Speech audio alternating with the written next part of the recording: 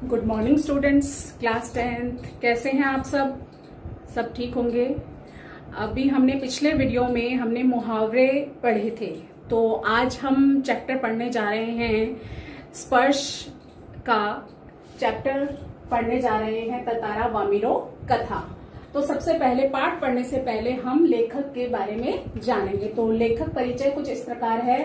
इसके लेखक, सबसे पहले हम नाम जानते हैं कि इसके लेखक कौन हैं। इसके लेखक हैं लीलाधर मंडलोई। तो हम सबसे पहले लेखक परिचय पढ़ेंगे, यानी लेखक के बारे में हम जानेंगे। लेखक हैं लीलाधर मंडलोई। इनका जन्म 1954 की जन्माष्टमी के दिन छिंदवाड़ा जिले के एक छोटे से गांव गुड़ी में हुआ। इनकी शिक्षा दीक्षा भोपाल और रायपुर में हुई। लीलाधर मंडलोई को 1987 में कॉमनवेल्थ रिलेशंस ट्रस्ट लंदन ने रेडियो और टेलीविजन प्रसारण की उच्च शिक्षा के लिए आमंत्रित किया।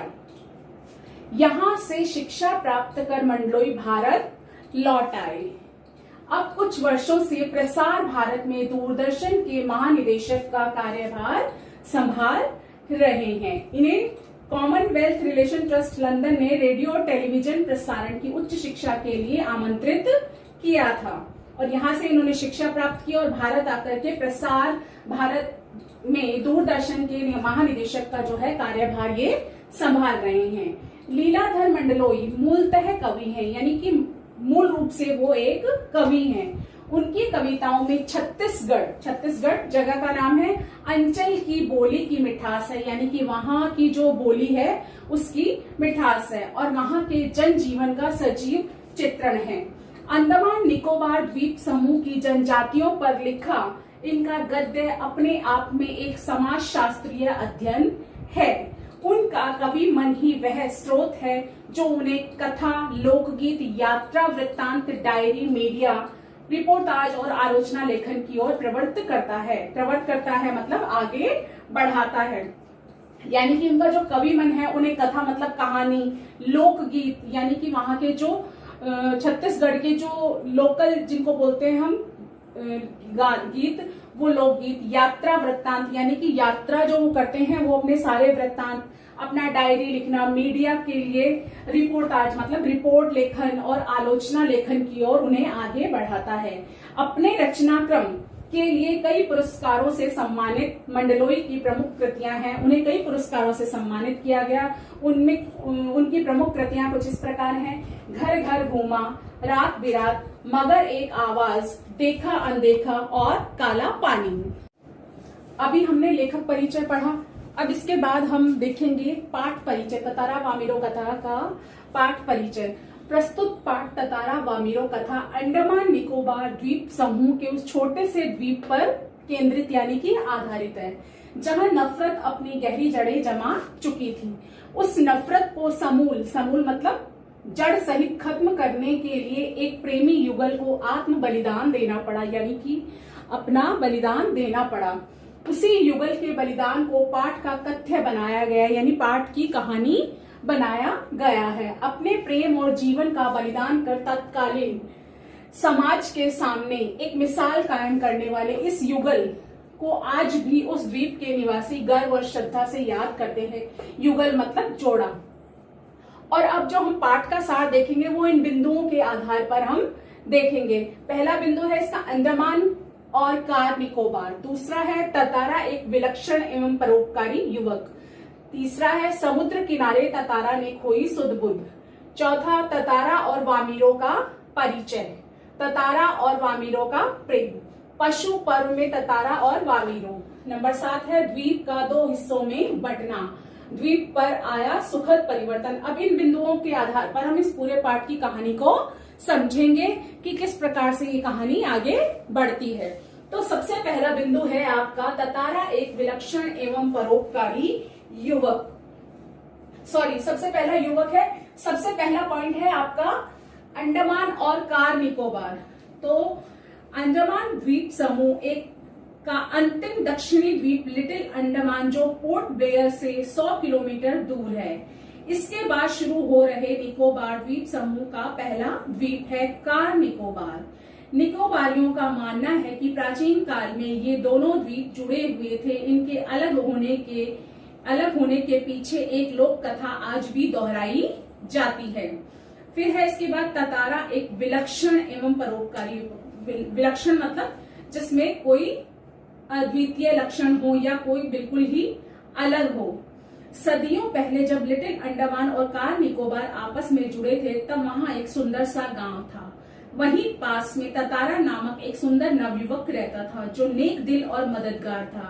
वह गांव वालों का ही नहीं समूचे द्वीप वासियों की मदद करने और त्याग करने के कारण चर्चित था। चर्चित मतलब प्रसिद्ध था। मुसीबत के समय वह मदद के लिए भागा भागा जाता। दूसरे गांवों के पर्व त्योहारों में भी उसे बुलाया जाता था। उसके आकर्षक व्यक्तित्व और आत्मीय स्वभाव के कारण सभी उसका साथ चाहते, पर वह अपनी पारंपरिक पोशाक के साथ एक लकड़ी की तलवार बांधे रहता था। लकड़ी की होने के बावजूद उसकी तलवार में एक विलक्षण एवं दैवीय शक्ति थी। वह इसका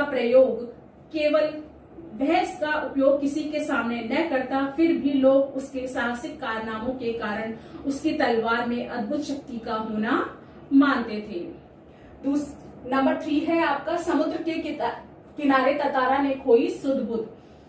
थका हारा ततारा एक शाम समुद्र के किनारे टहल रहा था। समुद्र से आती ठंडी हवा, डूबता सूरज और चिड़ियों की शांत होती चहचहाहट के साथ शांत मन से विचारों में डूबा ततारा डूबते सूर्य को देख रहा था। तभी उसने मधुर संगीत सुना।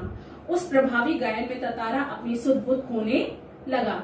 चैतन्य होते ही वह गीत के बहते स्वर की ओर बढ़ा, यानी कि जहां से गीत गाने की आवाज आ रही थी वह उस दिशा में बढ़ा।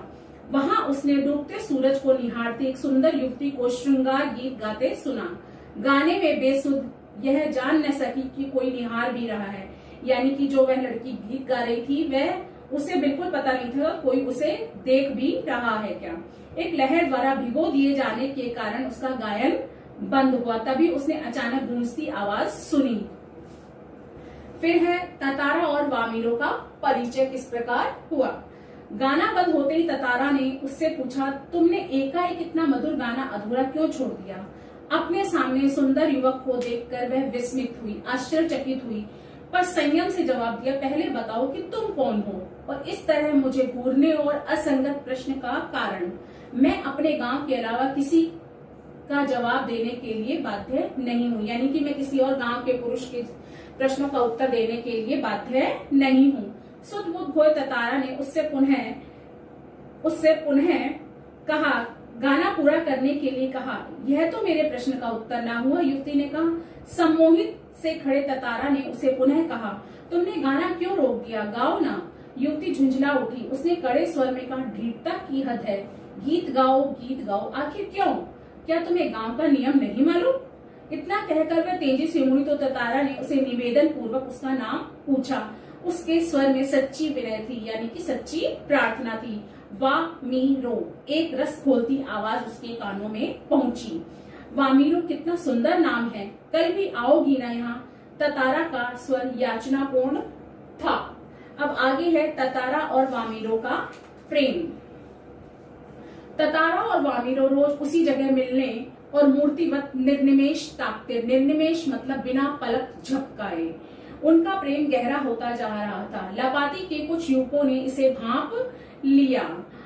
अलग अलग गांवों में रहने के कारण उनके लिए यह संबंध संभव न था। दोनों समझाने बुझाने के बाद भी उसी तरह मिलते रहे।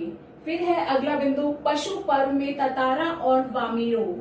पासा गांव में प्रति वर्ष की भांति इस साल भी पशु पर्व का आयोजन हुआ। इसमें हष्ट पुष्ट पशुओं के अलावा युवकों की शक्ति परीक्षा भी होती थी। इसके बाद नृत्य, संगीत और भोजन का आयोजन होता था। कार्यक्रम जारी था, पर ततारा का मन इसमें नहीं लग रहा था। उसकी व्याकुल आंखें वामीरो को ढूंढने में व्यस्त थी। एक नारियल के पेड़ के पीछे उसने वामीरो को देखा, जो भयवश आने में झिझक रही थी, यानी डर के कारण वह बाहर आने में झिझक रही थी। ततारा उसके पास गया तो वह जोर जोर से रोने लगी। ततारा वहीं चुप सा खड़ा था। रुदन सुनकर वामीरों की माँ आई, वह दोनों को साथ देखकर गुस्से में भर उठी। उसने ततारा को तरह तरह से अपमानित किया।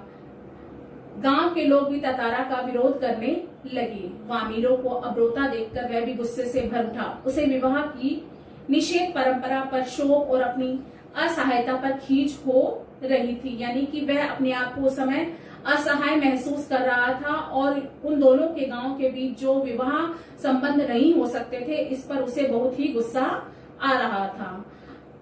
वह वामीरों के दुख से और दुखी हो रहा था। अपना क्रोध शांत करने के लिए उसने अपनी तलवार धरती में घोंपकर खींचने लगा और खींचते खींचते बहुत दूर पहुंच गया। अगला बिंदु है द्वीप का 2 हिस्सों में बंटना। ततारा द्वारा खींची गई लकीर की जगह दरार पड़ने लगी। एक गड़गड़ाहट के साथ धरती फटने लगी और द्वीप 2 भागों में बंटने लगा। भयभीत लोगों ने ऐसे दृश्य की कल्पना न की थी। उधर वामीरो ततारा ततारा पुकारती फटी धरती के किनारे किनारे दौड़ी रही थी। दुर्भाग्यवश ततारा दूसरी ओर था। अचानक ततारा को होश आया। उसने देखा कि उसकी तरफ का द्वीप समुद्र में डूबने लगा है। उसने छलांग लगाकर दूसरा सिरा पकड़ना चाहा, पर वह सफल न हुआ। वह समुद्र की सतह की ओर फिसलता जा रहा था। वह वामीरो पुकारता जा रहा था। उधर वामीरो भी ततारा ततारा पुकारे जा रही थी। लहूलुहान ततारा अवचेत होकर द्वीप के अंतिम हिस्से पर पड़ा था। वह बहकर कहाँ चला गया कुछ पता नहीं। इधर वामीरो पागल सी ततारा को खोजती उसी जगह पहुंचती। वह परिवार से अलग हो गई। बाद में उसका कुछ भी पता न चला। इनके बलिदान के बाद जो आया वो क्या था? द्वीप पर आया सुखद परिवर्तन। ततारा और वामीरो के न होने पर अब घर घर में उनकी कथा सुनाई जाती है। निकोबारी मानते हैं कि ततारा की तलवार से कार निकोबार के जो टुकड़े हुए हैं उसमें दूसरा लिटिल अंडमान है, जो कार निकोबार से 96 किलोमीटर दूर है। इस घटना के बाद दूसरे गांवों से भी वैवाहिक संबंध बनने लगे। ततारा और वामीरो की त्याग में मृत्यु से यह परिवर्तन इस गांव के लिए एक सुखद परिवर्तन था। आज हमने पाठ पढ़ा है ततारा वामीरो कथा, जो कि एक छोटे से द्वीप पर केंद्रित था और उसमें जो है एक प्रेमी युगल जिनका की विवाह नहीं हो पाता, वे अपना बलिदान दे देते हैं और उनके बलिदान देने के बाद जो गांव में सुखद परिवर्तन आता है वो यह होता है कि वहां पर जो है आपस में एक दूसरे गांव के विवाह संबंध होने लग जाते हैं। Thank you.